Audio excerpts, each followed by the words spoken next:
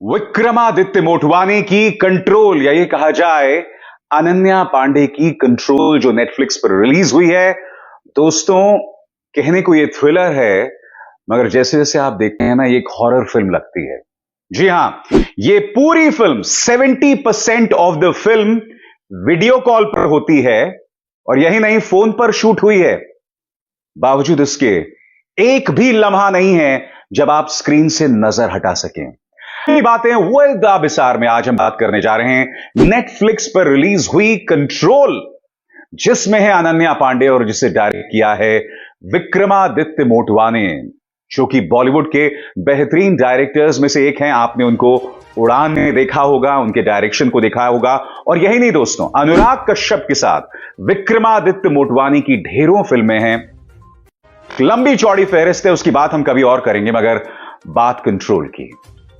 मैं नेटफ्लिक्स की कंट्रोल को एक हॉरर फिल्म क्यों बता रहा हूं दोस्तों, गौर कीजिएगा, क्योंकि यह फिल्म है आर्टिफिशियल इंटेलिजेंस के बारे में।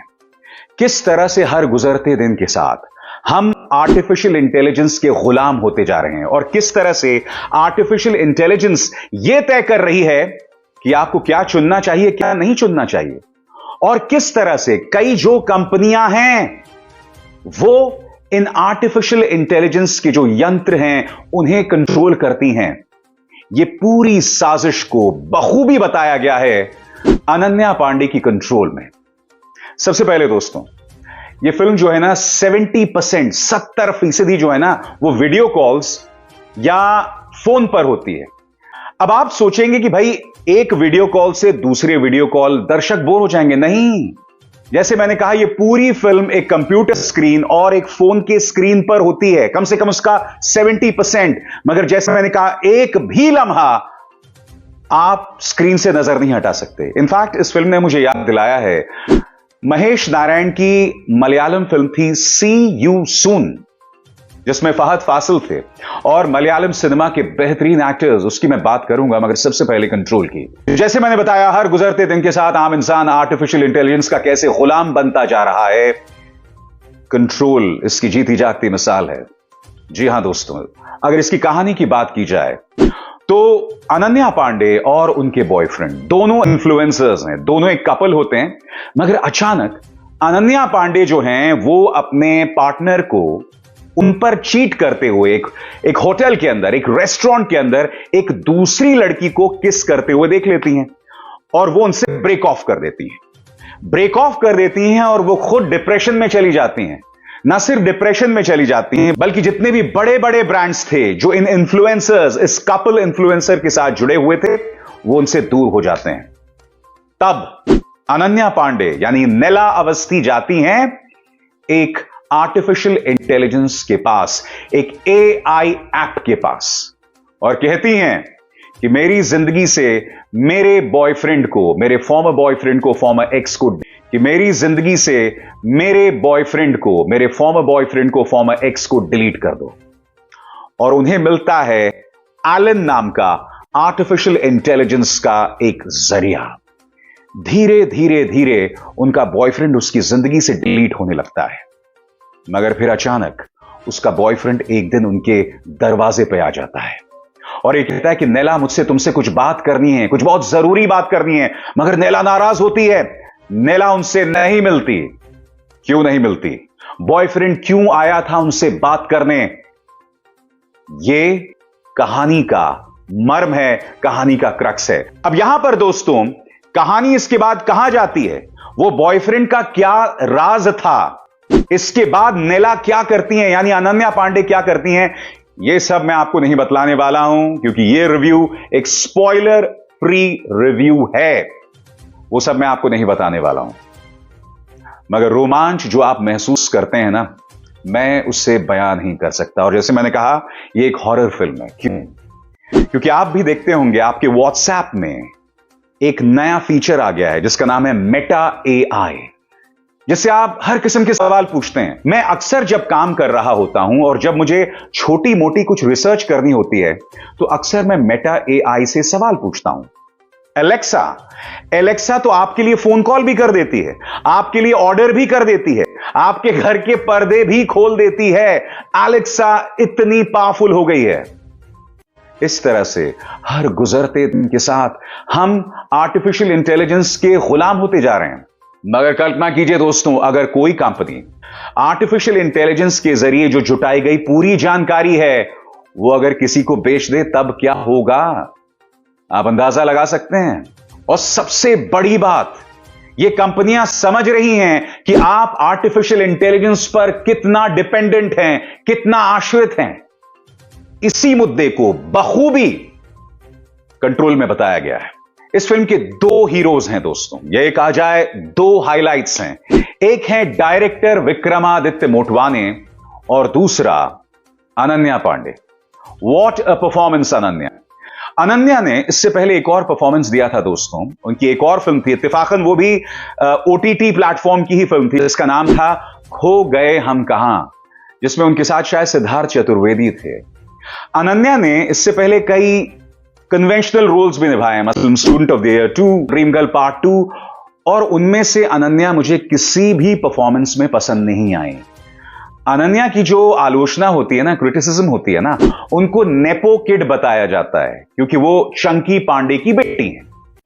मगर अनन्या पांडे ने जब भी कोई सीरियस रोल किया है तो दोस्तों कमाल का रोल किया है। आपको देखना चाहिए अनन्या ने किस रियलिस्टिक अंदाज में इस किरदार को किया, और मुझे ताज्जुब नहीं होगा कि अगले साल अनन्या को ढेरों अवार्ड्स भी मिल जाएं। She deserves an award for this performance. National award मिलेगा या नहीं मिलेगा एक बात अलग है, मगर यह एक ऐसी फिल्म है जो हमारे रोजमर्रा की जिंदगी से जुड़ी हुई है। और मैं इसे बार बार हॉरर फिल्म क्यों बता रहा हूं? मैं इसलिए बता रहा हूं कि कहीं ऐसा दौर तो नहीं आ जाएगा कि आप और हम आर्टिफिशियल इंटेलिजेंस पर इतने ज्यादा डिपेंडेंट हो जाएंगे कि हम कोई काम ही नहीं कर पाएंगे, हम पूरी तरह से अपंग हो जाएंगे। आपको याद है जेम्स कैमरून की टर्मिनेटर जजमेंट डे पार्ट 2? उसकी क्या कहानी थी? उसकी कहानी यह थी कि मशीन्स इतनी ताकतवर हो जाते हैं कि वो इंसानों पर कब्जा कर लेते हैं, वो दुनिया को नेस्तनाबूद कर देते हैं। कहने को यह साइंस फिक्शन थी, मगर हर गुजरते दिन के साथ मशीन्स का किरदार हमारी रोजमर्रा जिंदगी में बढ़ते जा रहा है। आपने एक चीज पर गौर किया होगा, अक्सर आप और हम अपने रिलेटिव से फोन पर बात कर रहे होते हैं, अरे यार आज मुझे बंगाली फूड खाने का मन है, अरे यार आज मुझे ये खरीदना है। और फिर अचानक जैसे आप फेसबुक में जाते हैं या जैसे आप इंटरनेट में जाते हैं, आपको अचानक वही ऐड दिखाई देता है, वही विज्ञापन दिखाई देता है। आपके साथ ऐसा हुआ है कि नहीं दोस्तों? इसीलिए मैं आपको बता रहा हूं, आर्टिफिशियल इंटेलिजेंस अपने आप में एक बहुत दिलचस्प चीज है, और अगर इसका सही तरीके से इस्तेमाल नहीं हुआ तो मैं नहीं जानता हूं कि आने वाले दिनों में क्या होने वाला है। तो जैसे मैंने बताया, यह फिल्म मलयालम डायरेक्टर महेश नारायण की फिल्म सी यू सून से इंस्पायर्ड है। सी यू सून जो है वो भी पूरी फिल्म आईफोन पर शूट की गई है, पूरी फिल्म, एक भी सीन नहीं। इनफैक्ट कंट्रोल के बारे में कहा जा सकता है कि यह फिल्म 70% आईफोन और वीडियो स्क्रीन पर शूट हुई है, और उसके बाद जो क्लाइमैक्स और प्री क्लाइमैक्स का हिस्सा है वो सब नॉर्मल कैमरे में शूट हुई है। मगर जहां तक सी यू सून की बात है, यह पूरी फिल्म आईफोन में शूट हुई है। और मैं आपको याद दिलाना चाहूंगा, यह फिल्म रिलीज हुई थी पैंडेमिक के दौरान, कोरोना महामारी के दौरान। और यह फिल्म भी बहुत ही शानदार कहानी थी कि किस तरह से वीडियो कॉल में हमारा जो प्रोटैगनिस्ट है उसे मोहब्बत एक लड़की से हो जाती है, मगर धीरे धीरे उस लड़की के बारे में उसे कुछ खौफनाक चीजें पता चलती हैं। और यह सब मिडिल ईस्ट के एक देश में होता है, यूनाइटेड अरब एमिरेट्स में होता है, यूएई में होता है। एक शानदार फिल्म। मगर ये जो सी यू सून भी है ना, वो भी एक हॉलीवुड की फिल्म सर्चिंग से इंस्पायर्ड है। 2018 में सर्चिंग रिलीज हुई थी दोस्तों, जिसे डायरेक्ट एक इंडियन मूल के इंसान ने किया था, जिसका नाम शायद अनीश चागंटी था। उन्होंने सर्चिंग को डायरेक्ट किया था दोस्तों। और मैं नहीं भूला हूं कि सर्चिंग जो फिल्म थी, जो 2018 में रिलीज हुई थी, वो महज $8 लाख के बजट पर बनी थी। मगर क्या आप जानते हैं इस फिल्म ने कितना कमाया? इस फिल्म ने कमाया $80 मिलियन। अब बताया जा रहा है कि सर्चिंग का पार्ट 2 भी बन रहा है। तो कहीं ना कहीं महेश नारायण की जो सी यू सून थी वो सर्चिंग से इंस्पायर्ड थी, और कंट्रोल कुछ हद तक सी यू सून से इंस्पायर्ड है। दोस्तों, विक्रमादित्य मोटवानी की फिल्म कंट्रोल का इंपैक्ट सी यू सून जैसा हो सकता था। अगर सभी एक्टर्स अनन्या पांडे जैसा रियलिस्टिक परफॉर्मेंस देते। मैं एक बात स्पष्ट कर दूं, इसमें और भी एक्टर्स हैं जिन्होंने अच्छा रोल किया है। दोस्तों, मगर अच्छी एक्टिंग करना और रियलिस्टिक परफॉर्मेंस देना, इन दोनों में जमीन आसमान का फर्क है। क्योंकि जब आप एक रियलिस्टिक परफॉर्मेंस देते हैं ना, तब दर्शक जब उस फिल्म को देख रही होती है ना, तो वो उससे आइडेंटिफाई करता है। तब उसे लगता है कि मैं फिल्म नहीं देख रहा हूं, मानो उसके सामने एक फाउंड फुटेज वाली फिल्म दिखाई जा रही है। यानी कहीं ना कहीं से एक फुटेज मिल गई है, वो आप देख रहे हैं और वो आपके अंदर सिहरन पैदा करती है। और आपको याद है 1999 में हॉलीवुड की एक फिल्म आई थी जिसका नाम था ब्लेयर विच प्रोजेक्ट। उसकी कहानी भी एक वीडियो टेप थी, एक ऐसा वीडियो टेप जो एक जंगल में मिलता है जहां पर ब्लेयर विच होती है।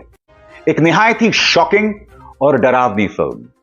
इसी तरह से कंट्रोल हमारे डर, हमारी इनसिक्योरिटीज को एक्सप्लॉइट करती है कि किस तरह से सोशल मीडिया के बगैर हम नहीं जी पाएंगे। जी हां, सोशल मीडिया, इंस्टाग्राम, फेसबुक, यह सब हमारी जिंदगी का इस कदर अभिन्न अंग हो गया है कि हम उसके बगैर रह नहीं सकते। और उसी के चलते हर गुजरते वक्त के साथ हम आर्टिफिशियल इंटेलिजेंस के गुलाम बनते जा रहे हैं। लिहाजा कंट्रोल एक अहम फिल्म है। मैं इस बात को लेकर थोड़ा सरप्राइज हूं कि विक्रमादित्य, आपने इस फिल्म का मेन स्ट्रीम रिलीज क्यों नहीं करवाया, यानी इस फिल्म को सिनेमा हॉल पर रिलीज क्यों नहीं किया गया। मैं जानता हूं इस फिल्म को फोन पर शूट किया गया, मगर मुझे ऐसा लगता है इस फिल्म को बड़े पर्दे पर दिखाए जाने की जरूरत है। मुझे लगता है कि इस फिल्म की पहुंच, इसकी रीच और आगे हो सकती है। सच बताता हूं दोस्तों, इस फिल्म का ऐसा थीम है जिससे हमारा युवा आइडेंटिफाई करेगा, वो इससे कहीं ना कहीं खुद को कनेक्ट करेगा, और यह कंट्रोल की सफलता है। और इसके बाद जो बड़ी बड़ी कंपनीज हैं वो किस तरह से हमारी भावनाओं के साथ खेल रहे हैं, किस तरह से आपके और हमारे डेटा को इलीगली लोगों को बेच रहे हैं, यह कहानी का एक अहम पहलू है। तो दोस्तों, आइए देखिए कंट्रोल, एक शानदार फिल्म, और मैं उम्मीद करता हूं कि कंट्रोल का पार्ट 2 भी आएगा। बहुत जरूरी हो जाता है कि आर्टिफिशियल इंटेलिजेंस हमारी जिंदगी में क्या किरदार निभा रहा है और आने वाले वक्त में यह क्या बन सकता है, इसकी गंभीर चर्चा, सीरियस डिस्कशन होना चाहिए।